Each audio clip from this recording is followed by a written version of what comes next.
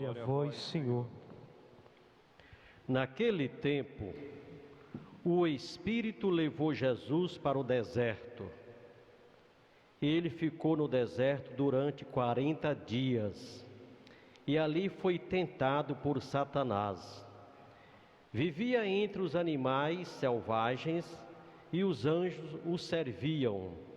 Depois que João Batista foi preso, Jesus foi para a Galileia, pregando o Evangelho de Deus e dizendo: o tempo já se completou e o reino de Deus está próximo. Convertei-vos e crede no Evangelho. Palavra da salvação. Glória a vós, Senhor.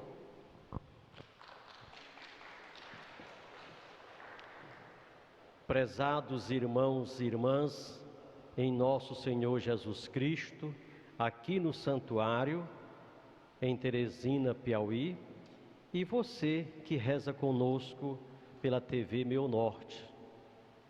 Que bom que nós estamos aqui nessa manhã de domingo, iniciando a primeira semana da Quaresma, um tempo forte, né? A palavra Quaresma vem da palavra 40, e 40 para nós cristãos católicos é significativo, né? Lembra os 40 dias da caminhada do profeta Elias até o Monte Horebe para se comunicar com Deus. Lembra os 40 dias que Moisés ficou no Monte Sinai, né? Um momento de conversa, diálogo com Deus.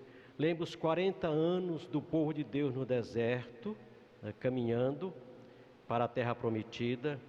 Lembra também o profeta Jonas em Nínive dizendo para o povo: se vocês não se converterem de coração, em 40 dias será destruída essa cidade.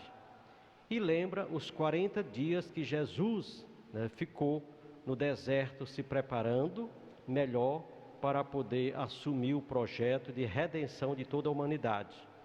E lembra também os 40 dias do dilúvio, onde tudo se acabou e começou a nova geração. Então 40 é significativo. E também 40 está muito ligado ao tempo que chegou o tempo, né? 40 a palavra 40 na liturgia significa chegou o tempo chegou, já se completou, já passou, né? 40 também tem esse significado. E a Quaresma, mas padre, se você for contar da quarta-feira de cinza à quarta-feira da Semana Santa, dá mais de 40 dias. É porque ninguém não conta o domingo. O domingo é um dia especial, é o dia do Senhor. É o dia que a pessoa de fé, a pessoa cristã, não deve fazer nada a não ser se reunir para louvar e bendizer a Deus. Então, durante a semana dá os 40 dias. E é esse tempo de preparação para a Páscoa do Senhor. Eu estou me preparando de maneira mais adequada, mais profunda, para celebrar a Páscoa de Jesus, a nossa Páscoa, né? E as leituras que nós ouvimos, primeiro no livro do Gênesis, no capítulo 8, aqui fala do compromisso depois do dilúvio, que acabou o dilúvio, que as águas baixaram, Deus aparece a Noé, e diz aqui o texto que Deus faz uma aliança com a humanidade. Noé ali representava o ser humano, toda a humanidade, dizendo que não ia mais destruir, como aconteceu. Ele faz um compromisso com Noé, né, com os animais, com os vegetais, com tudo, né, de não destruir mais. Agora uma aliança pela vida. Já pensou Deus fazendo esse compromisso? Nós, cristãos católicos, escutando essa palavra de Deus, nela a gente pode se inspirar também e fazer uma aliança, né, com Deus para a vida humana, proteger a vida humana e também a vida animal, a vida vegetal. A gente podia também fazer essa aliança. Eu que sou uma pessoa cristã, uma pessoa católica, uma pessoa temente a Deus, uma pessoa de fé, como Deus fez uma aliança para não destruir mais, eu também vou fazer uma aliança para conservar, para zelar tudo aquilo que Deus fez, né? E o Evangelho de hoje conta que Jesus foi para o deserto.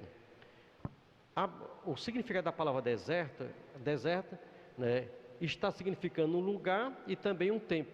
É um lugar de decisões ou então um tempo de decisões.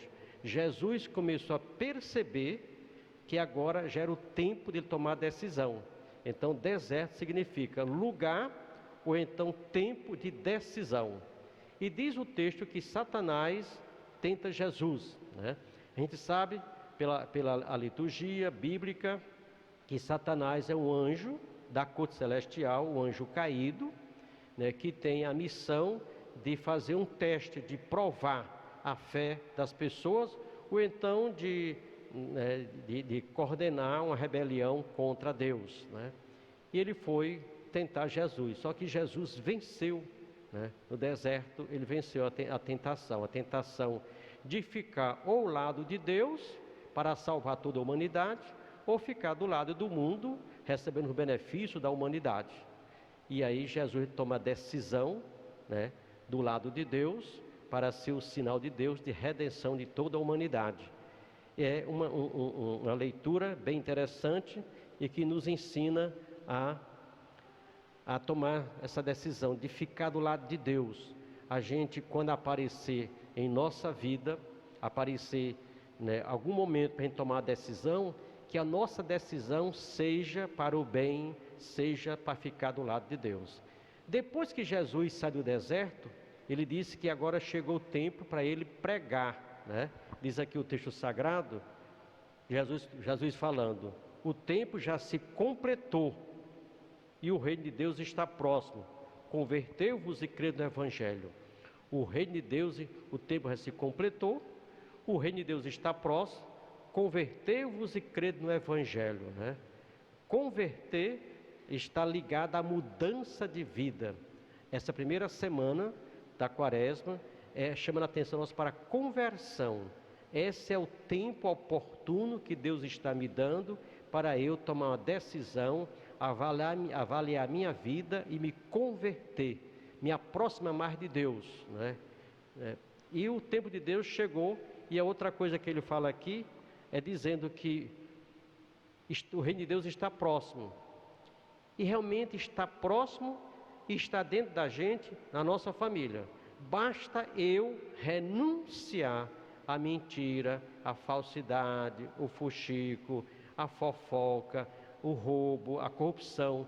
Quando a gente renuncia a isso aí, a gente vê o reino de Deus fluir, o reino de Deus surgir, o reino de Deus aparecer, está próximo. Basta eu tomar uma decisão pelas coisas boas que eu percebo Deus, o reino de Deus, ficando próximo. E o outro coisa aqui, crer no Evangelho. A gente deve se converter e crer no Evangelho. E a palavra Evangelho significa boa nova, boa notícia. Então Deus, na pessoa de Jesus Cristo, traz para a humanidade, para mim, para você, uma boa notícia, né? Uma boa nova, para a gente nela, né, se inspirar. Primeiro acolher essa boa nova, essa notícia que Jesus traz. E depois que a gente acolher, a gente se inspirar para poder a gente agir. Vamos pedir nessa Quaresma que nós tenhamos essa capacidade, essa habilidade, essa força para poder realmente, né, a gente caminhar na direção de Deus. Tentar se converter, ver onde é que deve mudar para poder melhorar e assim se aproximar, né, do momento da graça, do momento da bênção e mudar mesmo a nossa vida. Vamos tentar também, como nós estamos no primeiro domingo, a primeira semana da Quaresma, vamos também fazer um compromisso de fazer o jejum, a abstinência, mas fazer com seriedade, não para poder aparecer, não para poder mostrar, mas fazer com profundidade, como fosse um mergulho dentro da gente. Inclusive na Quaresma, a nossa igreja, né, baseado no Evangelho e na Palavra de Deus, ela fomenta, ela divulga, ela pede, ela indica, ela orienta para nós cristãos ter 3 boas atitudes. Uma é oração. A Quaresma é um tempo mais de oração. Se eu tenho o costume de rezar 5 minutos por dia, eu vou rezar 10. 5 é o meu costume, os outros 5 é porque é Quaresma. A outra prática que deve promover durante a quaresma é o jejum. O jejum, né, ele faz a gente refletir, meditar. O jejum faz a gente perceber que a gente é limitado, a gente é pequeno e dependente. Já pensou? Para poder viver, eu necessito, eu dependo de comida. Imagina do outro. Se de comida eu preciso, imagina do ser humano e de Deus. É que eu preciso mais. Então o jejum faz eu perceber, né, como eu sou uma pessoa frágil. E ao mesmo tempo, quando eu estou em jejum, eu estou sendo solidário a muitos irmãos e irmãs que não têm o que comer, a condição econômica não permite, e às vezes não pode comer porque está doente. Então me torno também solidário à dor desses irmãos e irmãs que passam essas dificuldades na vida. E a outra prática na quaresma é a esmola, isto é, a caridade, a capacidade de se doar. Não é doar o que sobra, porque não me faz falta, está sobrando, mas é tirar do que eu tenho e levar a quem não tem, né? Então a esmola, que é chamada na liturgia, mas é a caridade, fazer caridade de verdade. Então vamos pedir que essa prática nessa quaresma seja um pouco mais vivenciada por cada um de nós. Louvado seja nosso Senhor Jesus Cristo. Para sempre